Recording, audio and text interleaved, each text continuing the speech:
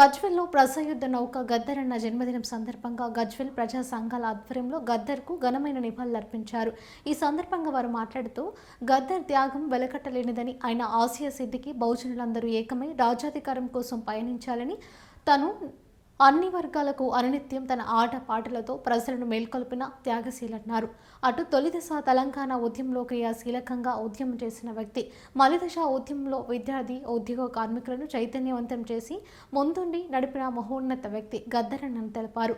తెలంగాణ ప్రభుత్వం గద్దరన్నకు హైదరాబాద్లో ట్యాంక్ బండ్పై ఆయన కంస విగ్రహాన్ని పెడుతూ ఆయన స్మృతివనం ఏర్పాటు చేసి ప్రజలకు తాను చేసిన పోరాటాలను గుర్తించే విధంగా ఎగ్జిబిషన్ ఏర్పాటు చేయాలన్నారు. తను పుట్టిన మెదక్ జిల్లాను గద్దర్ జిల్లా నామకరణం చేయాలని కోరారు.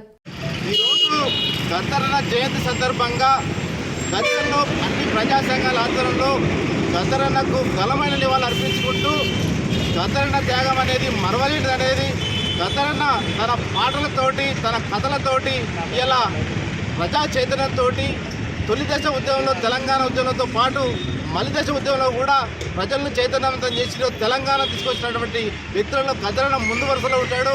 అదేవిధంగా ప్రజా చైతన్యంలో అక్కడ కులాలకు ఏదైతే చూసిలాగా ఉన్నటువంటి మరో వ్యక్తి కూడా మన గద్దరన్న అని చెప్పుకోవచ్చు. ఈరోజు మేము చెప్తున్నాం, రాష్ట్ర ప్రభుత్వానికి కూడా ఒకటి ఏమంటామంటే ట్యాంక్ బండ్ పైన గద్దరన్న విగ్రహంతో పాటు తన స్మృతివనం కూడా ఏర్పాటు చేయాలని చెప్పేసి కూడా చెప్తున్నాం.